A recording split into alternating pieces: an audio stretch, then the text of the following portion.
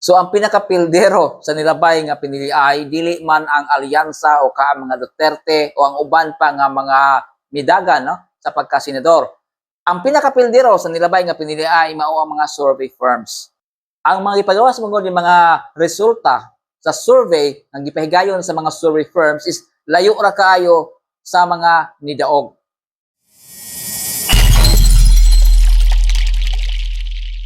Mayong adlaw kanatong tanan ug welcome sa Upungan kini channel. Ang channel nga Bisaya ang mutabang sa pagyagyag sa kamatuoran ug pagpanuk-iduki para mas masuta ang mga panghitabo o mga isyu nga nahitabo karon sa atoang nasod. Ako si Roel, makig-uban ako kaninyo sud sa pipila ka mga gutlo. So, mga kahigalaan, malipayon kita gumikan kay kaganina giproklamar na gyud sa Commission on Election kon COMELEC ang 12 ka mga mananaog nga senador sa milabay nga piniliay. So, malipayon ta, di lang tungod kay na-appeal yun si Attorney Rodante Marcoleta, ang ato ang gipasigarbo kanunay. Kundi nalipay ta, gumikan kay at least makatog na ang tanan. Finally, sila na yun ang mga midaog sa milabay nga piniliay. Di lalim ang ilahang giagian nga mga pag-antos, gumikan kay pila ka lugar ang giadto, pila ka tao ang ilahang gi-istorya para lang makabuhat sila og mga rally or campaign sa mao mga lugar, no?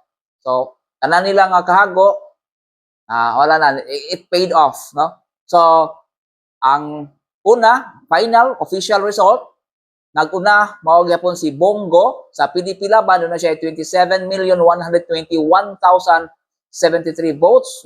Ikaduha si Iba Makino sa KNP, ito na siya 20,971,899 votes. Gisundan siya ni Ronald Bato de la Rosa sa PDP Laban, 20,773,946 votes.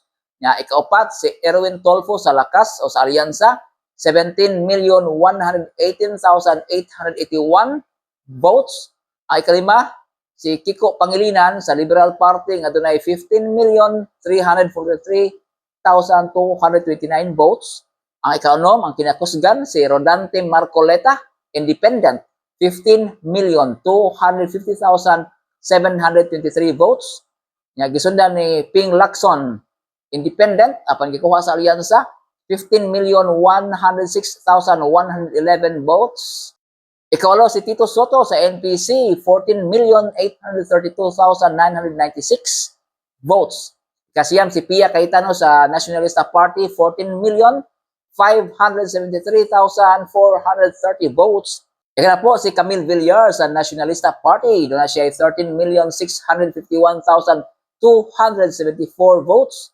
Ay kaunsi Lito Lapid sa NPC, 13,394,102 votes.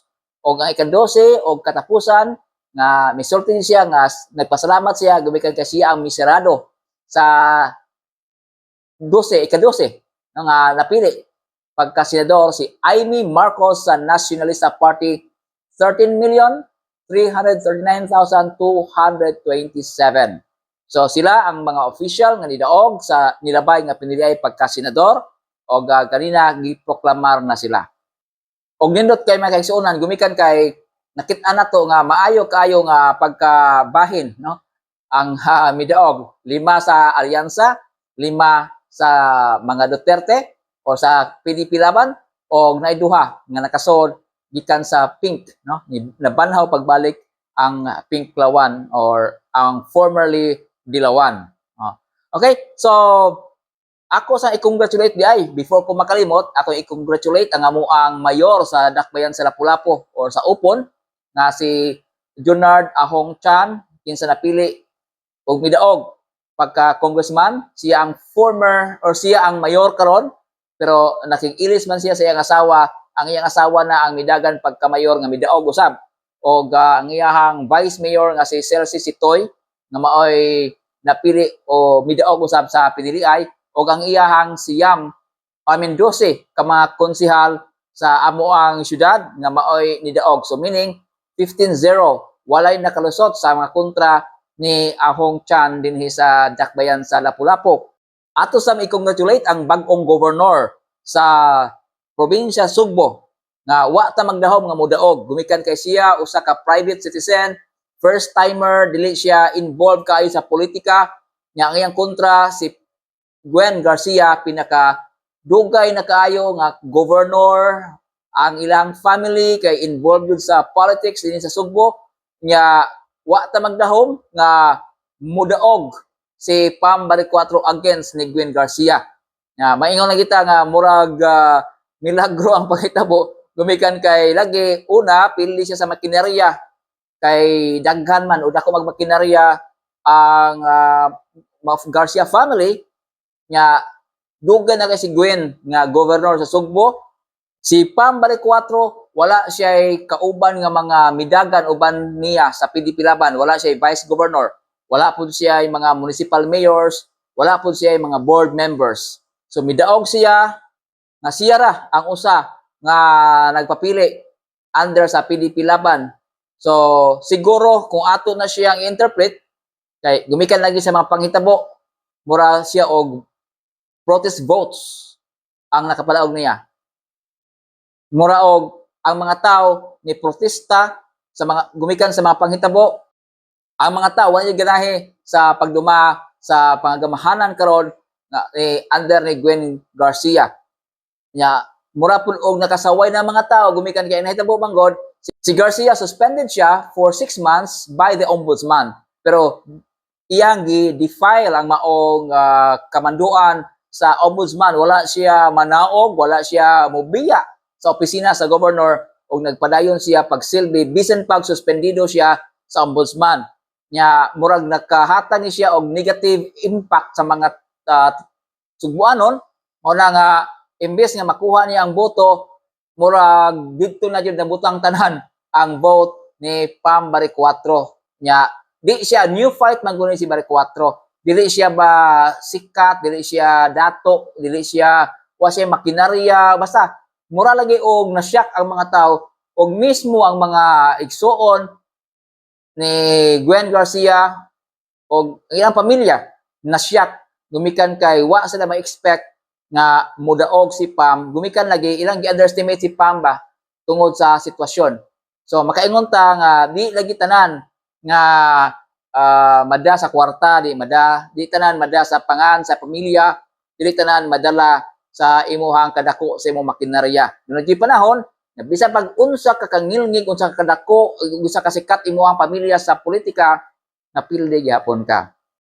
Going back sa mga midaog sa pagka-senador, ang 12 ka buok, ang alyansa, wa sila magbalampuson sa ilahang tinguha nga 12-0. Kaya ang mga side sa Duterte, wala sad sila magbalampuson sa ilahang tinguha nga masud ang napo o ang Duterte nga mga senador. Nya wa po sila magdahom nga masud ning duha ka buok nga dili kayo siya gipermeng giistorya or dili siya sikat nga panahon sa piniliay si Bam Aquino o si Kiko Pangilinan. In fact, si Kiko is ubos pa siya. Nya si Bam Aquino kung masud man siya sa top 12 or sa Magic 12, napo siya si ika-12, no? Or ika-11, ika-12. So wala na expect mahimo siyang ikaduha. So karon mga kahigalaan, daghan ang natingala kung ngano nga mauni ang resulta sa eleksyon.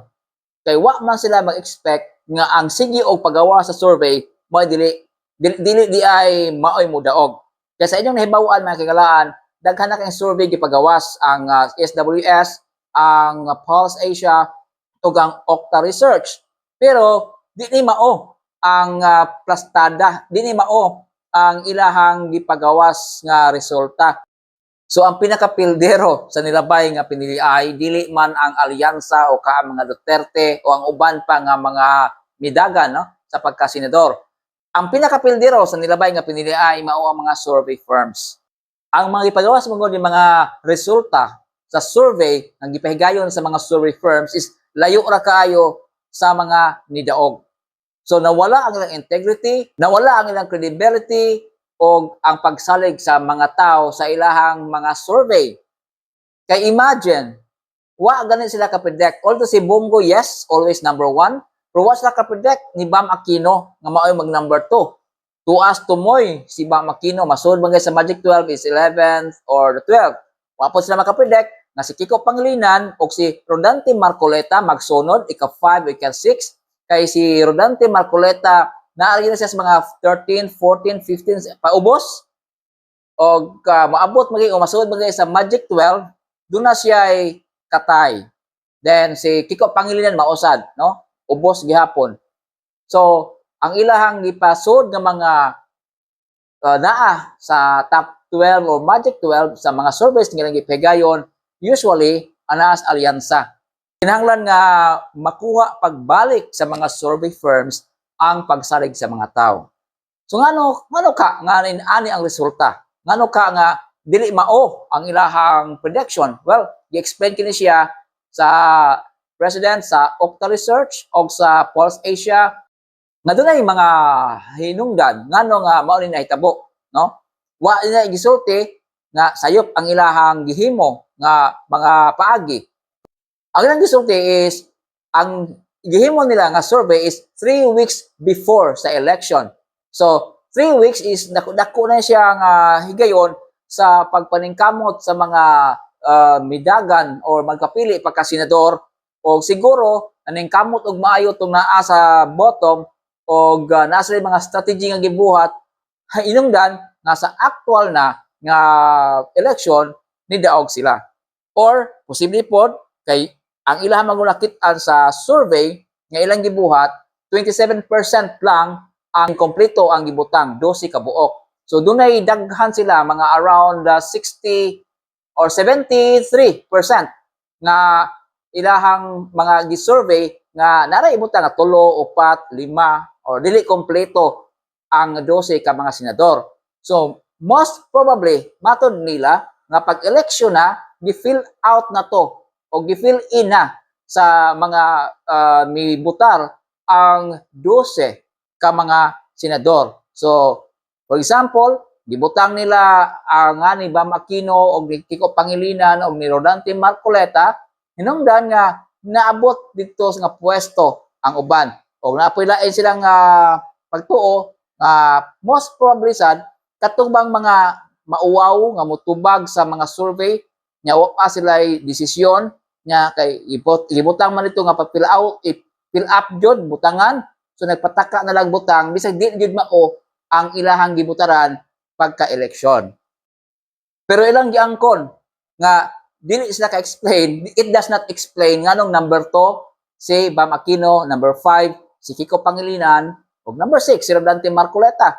Nga perme mang bottom kayo. Di unsa nitabok atong uban nga naa sa ibabaw nganong nanaog sila o nganong wa sila mudaog. So siguro mga kaigsuonag makigalaan na ang i-improve no sa ilahang pamaagi sa pagkuha o pag-analyze sa mga resulta sa ilang survey. Siguro kinahanglan sila nga i-improve ang ilahang pamaagi basin og ang ilahang gihimo nga survey limited lang nara sa Metro Manila. Wala sila representative or wa sila gi-survey, wa sila respondents sa Mindanao o sa Visayas o ang ilahang gi-survey is ang ilang mga lugar lang diin kusog kayo ang alyansa hinungdan nga perting daghanan nakasud nga alyansa wa nila buhati og survey ang ubang area aron unta ma-well represented ang tibuok Pilipinas o makuha nila ang pulso yun sa katawhan. Kay usually sa respondents mangod kay galaan 2,000 na kapin 2,400 usay mag ilang survey respondents is 1,500 nya ang ato amanggong ihap sa mga botante registered voters is more than 60 million. So kung di na siya ma-well represented, natural, mga biases ba, gitawag na to, o mga biases, di jud makuha nimo ang sakto o di ka ka-predict sa tinuod nga mugawas sa eleksyon. So in that way, karon siguro it's a wake-up call for the survey firms na mubuha sila pamaagi nga di na ni siya mausab. Kay ang purpose man god kasagaran sa survey is for people to know unsa jud ang pulso sa katawhan. Usahay pud ra ba kining survey man kay galaan kay ilaha pong gamiton to condition the mind of the people nga ilaha na lang pong ang mga tao na lang pud nga makahibaw nga oy mura man og dili ni mo daog ako ang ganahan kay layo man kay sa survey. Di na ko libutaran ay kay usik kay akong boto. Ako na lang siguro butaran ni naguna kay sigurado pa ko nga mudaog. So inaana nga pamaagi. So conditioning the mind of the people. Wata kay ba kung mao na gibuhat. Kay usahay na ba di na kalikayan ang pag-survey mangod kay galaan mo gasto. Dako ka na gasto. Kaya natural, napay mo analyze ana, dili pa kay matulog sa field, kung face to face ang imuhang gibuhat nga survey o mugasto gyapon ka og load kung tawag sa phone.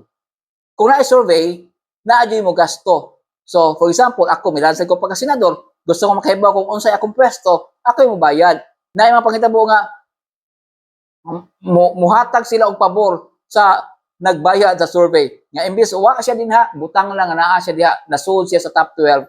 Kaya aron lang jud malipay pud taon tong nagbayad, no? Posible nga nahitabo na siya. So, mao na nga again, ang pinakadako nga loser sa nilabay nga piniliay mao ang survey firms. Manghinaota nga sa maong panghitabo, nakakat-o na ang mga survey firms nga ila nang i-improve ang ilahang mga methodologies, no, nga gigamit. Di na sila mo limit lang sa ilahang mga respondents. Na ilahang batan-on, may mga tiguwang, may mga senior citizen siguro, then ang area nga ilahang kuan sa mga respondents, o of course, ang affiliation sad. Kay basin unya og ang imong gi-interview, nakahibaw ka nga pabor ni siya sa alyansa, mao po imuhang gikuhaan og response, no, sa survey. Di gyapon effective, no? So mao na siya, manginauta nga ang mga survey firms karon nakat-una og mas mo improve pa ang ilahang mga pamaagi aron mas ma-predict nila ang resulta sa eleksyon. Okay, going back sa mga nidaog sa pagka-senador, no? Ang naproklamar nga senador na atong congratulate, no, ang atong pinangga nga si Rodante Marcoleta, gumikan kay naproklamar na siya pag ang uban niya mga kaubanan sa Senado. Sila mulingkod sa ilang pagka-senador karon ng Hunyo 30. Nika after 12 noon, mulingkod na sila sa ilahang posisyon. So unsa ka importante alang sa kaugmaon sa atong nasod ang nahitabo karon nga piniliay ang mga nidaog karon sa pagka-senador. Sila nang mahimong mga senator judges for impeachment ni Sara Duterte. So ang Kongreso, being the prosecutor, ila yung paningkamutan na i-prove nila ang guilt ni VP Sara, while ang mga senador, including sa mga bag-ong nidaog karon, mauna sab ang muhukom, sila ang senator judges. Under sa itong balaod, magkagalang magigsuunan, kinahanglang 2/3 sa mga senador. Kaya sila may judges, 2/3 nila ang kinahanglan nga muboto in favor sa impeachment. Ang 2/3 sa 24 is 16. So ang mahabilin diya is 8. So bisag 16 lang kabuok ang mubutar in favor sa impeachment ni VP Sara, matangtang sa pagka-vice president si Sara o doon na siya ay disqualification nga di na siya pwedeng mudagan bisag unsang posisyon sa gobyerno. So meaning to say, di na siya pwedeng mudagan pagka-presidente sa 2028 election. So ang impeachment ni Sara ug ang pangandoy ni Romualdez nga mahimong presidente sa nasod magdepende gyud sa komposisyon karon sa Senado. So ang Senado karon gi-compose na sa mga pro-administration o sa against administration. So ang kinahanglan na gyud ni VP Sara para di siya ma-impeach sa iyahang katungdanan o makadagan pa siya pagka-presidente sa 2028 is siyam ka mga senador. So atong tan-awon sa midaog karon sa pagka-senador plus daan nga mga senador, kinsa nila ang posible nga mobutar against the impeachment or mga batos or mga supporters ni VP Sara. So number 1, sigurado ta ni Bongo. Ikaduha, sigurado na ta ni Marcoleta. Sigurado na po ta ni Bato de la Rosa, Camille Villar, Amy Marcos, si Pia Cayetano, kay iyang igsoon si Alan Peter Cayetano nga suod sa ni former President Rodrigo Duterte, posible nga mo protektar ni Sara or di siya mobotar in favor sa impeachment.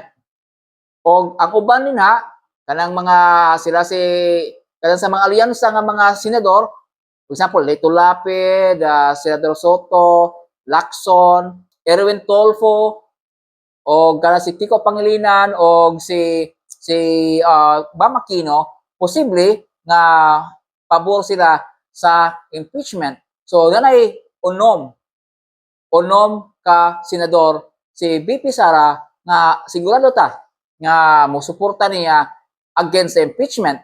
So tulo na lang kabuok ang kinahanglan para sigurado na nga di siya ma-impeach. So mangita ta og laing tulo o laing nga mga mosuporta ni BP Sara para sa against impeachment sa mga naglingkod karon nga mga senador. Number 1 na diha si Robin Padilla. Number 2 na si Peter Cayetano o si Mark Villar. Kay si Mark Villar, close man ni former President Rodrigo Duterte. Posible diya nga mo-vote against impeachment or mo-suporta ni VP Sara ang mga Estrada. Kay di sila ganahan lagi sa impeachment gumikan kay si former President Joseph Estrada i-impeach lagi sa una. Nga di sila ganahan anang impeachment. So, naana sila'y 5 pa jud nga mo suporta. Nanay unom sa karon nga midaog plus 5. So kung mao ni mahitabo, di gyud intal ma-impeach si VP Sara o makadagan yun siya pagka presidente sa 2028 election, which is di gyud gusto unta ang mga pikas no dahil sa alyansa nga mahitabo na. Labi na si Congressman Martin Romualdez. Unya karon may hearing naman sad na si Romualdez ilisan pagka House Speaker. O sumakwaan na po dihang power. So unsa ang mahitabo? Sigurado na nga makadagan pagka presidente si VP Sara. So sa ato ang nasod manggod, ang pagpangandam sa kandidatura nimo for national position, presidente, vice president o senators, magsugod siya 3 years before sa election. So, mahibaw-an na to, kay ang election is 2028. This is 2025. 3 years na lang.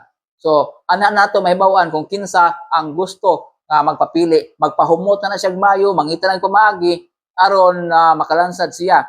Sa atong nahiringan, kaya naman tayo mga hiring-hiring din ang atong posible nga mo vice ni VP Sara in case madayon, nahibaw-an na to landaan kay nagpahumot na siya, gi-invite na niya si VP Sara sa iyang mga campaign rally, mo si Isko Moreno, which is also or who is also famous din sa side sa Luzon.